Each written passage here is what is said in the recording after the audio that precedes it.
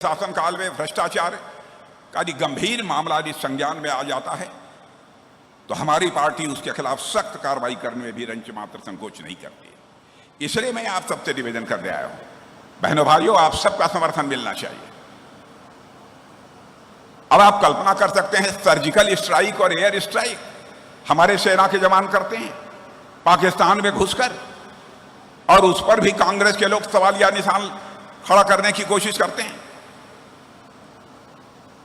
बहनों भाइयों, ये क्या कर रहे हैं लोग?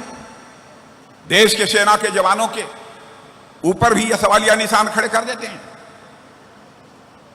हमारे सेना के जवानों ने सर्जिकल स्ट्राइक और एयर स्ट्राइक करके यह स्पष्ट संदेश दे दिया है कि भारत के अंदर वह कुव्वत है कि वह सीमा के इस पार भी मार सकता है, और जरूरत पड़ी तो सीमा के उस पार भी जाकर भारत मार सकता है। यह भारत की कुव्वत है। जनता के सिपाहसालार बनते हैं, जनता के हितैषी बनते हैं। एक आंकड़ा मैं आप लोगों को देना चाहता हूं।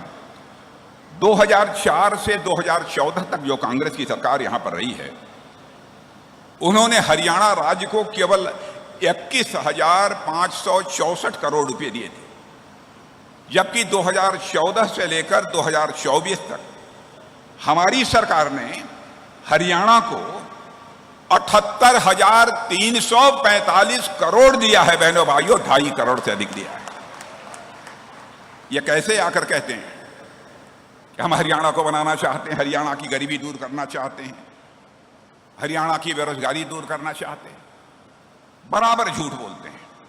मैं इन लोगों को सुझाव देना चाहता हूं, कांग्रेस के दोस्तों, बहुत हिंदुस्तान की जनता को आपने छल लिया।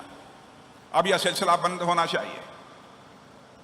राजनीति यदि करनी है तो जनता की आंखों में धूल झोंक कर राजनीति मत करो। हिम्मत है, कलेजा है तो जनता की आंखों में आंख डाल के राजनीति करो। लेकिन इनके अंदर वह कुव्वत नहीं है। बहनों भाइयों, देश के विकास का जहां तक प्रश्न है, आप सबको अच्छी तरह मालूम है, जब हमारी 2014 में सरकार बनी थी, मोदी जी प्रधानमंत्री बने थे, हमारा भारत धन दौलत के मामले में दुनिया के देशों में 11वें स्थान पर खड़ा था। लेकिन मोदी जी ने करिश्मा कर दिया मेरे बहनों भाइयों, कि जो भारत 2014-15 में दुनिया के देशों में धन दौलत के मामले में, अर्थव्यवस्था के आकार के मामले में, इकॉनमी के साइज के मामले में दुनिया के देशों में 11वें स्थान पर खड़ा था, वह आज के 2.5-3 साल पहले जंप लेकर हमारा भारत दुनिया के देशों में अब 5वें स्थान पर आकर खड़ा हो गया है। बड़े बड़े अर्थशास्त्री, बड़ी बड़ी वित्तीय संस्थाएं इस बात का दावा कर रही हैं, जिस तरीके से भारत आगे बढ़ रहा है, इस सच्चाई को नकारा नहीं जा सकता कि 2027 आते आते यानी 2.5 वर्ष के बाद हमारा भारत धन दौलत के मामले में दुनिया के टॉप 3 कंट्रीज में आकर खड़ा हो जाएगा। मेरे बहनों भाइयों, एक अमेरिका होगा, एक चाइना होगा, और उसके बाद तीसरा कोई देश होगा तो भारत होगा। ऐसा काम किसने किया? दुनिया के देशों में भी यदि संघर्ष होता है, लड़ाई होती है, दुनिया के देशों की नजर यदि कहीं पर जाती है तो भारत की तरफ जाती है। मेरे बहनों भाई, आपने देखा होगा, रूस और यूक्रेन का जब युद्ध प्रारंभ हुआ था, बहुत सारे हमारे बच्चे जो कि यूक्रेन में मेडिकल की पढ़ाई करते थे, इंजीनियरिंग की पढ़ाई करते थे, मैनेजमेंट की पढ़ाई करते थे, जब उन्होंने देखा कि रूस की तरफ से बम, तोप, गोले, मिसाइल चल रही हैं और यूक्रेन की तरफ से भी बम, तोप, गोले, मिसाइल चल रही हैं, तब उन लोगों ने कहा मोदी जी से, हमारे प्रधानमंत्री जी से, कि मोदी जी, चाहे जो कुछ भी हो जाए, हमारे बच्चे जो यूक्रेन में पढ़ाई कर रहे हैं, पढ़ाई हो या ना हो, वह बर्बाद हो जाए, उसकी हमें चिंता नहीं है, उनकी जिंदगी बचनी चाहिए।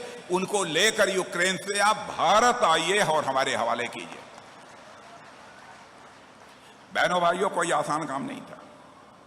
प्रधानमंत्री ने चटपट टेलीफोन उठाया, रूस के राष्ट्रपति मिस्टर पुतिन से बात की, जेलेंस्की के जो कि यूक्रेन के राष्ट्रपति हैं, उनसे बात की।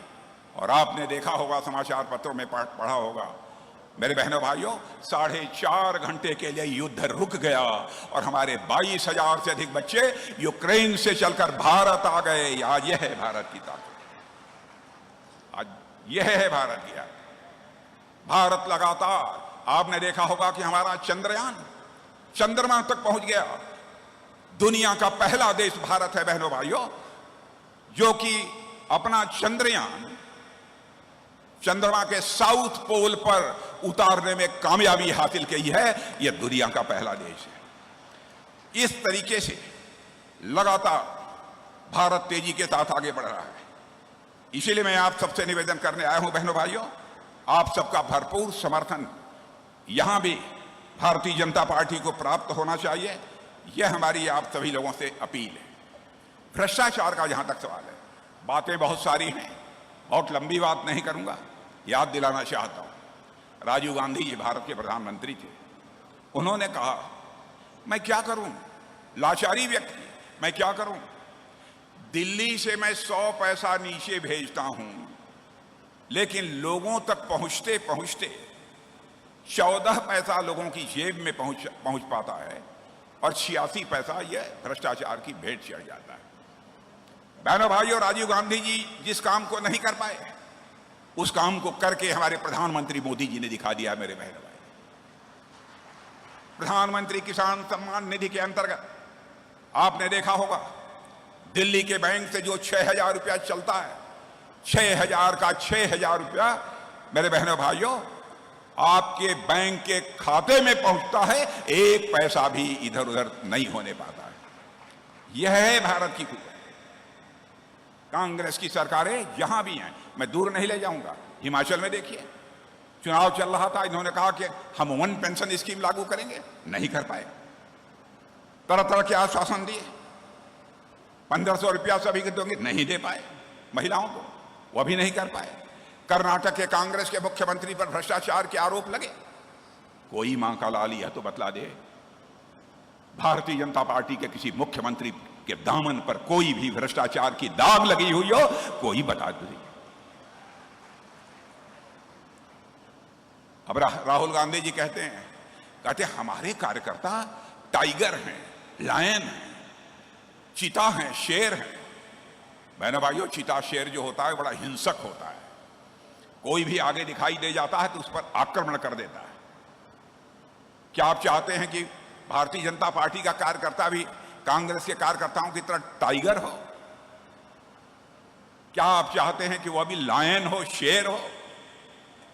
बहनों भाइयों, हम अपने कार्यकर्ताओं को ना तो टाइगर बनाना चाहते हैं, ना लायन बनाना चाहते हैं। हम तो अपने भारतीय जनता पार्टी को, कार्यकर्ताओं को एक सेवक के रूप में खड़ा करना चाहते हैं, ताकि समाज के अंदर वह सेवक की भूमिका निभा सके। बहनों भाइयों, बातें बहुत सारी हैं, लेकिन थोड़ा सा आज मामला कुछ गड़बड़ हुआ है, इस कारण मैं नहीं बोल पा रहा हूं। यह सब बतला दिया है आपने डीडी जी, यह सब जो चीजें हैं उसको बतला दिया है।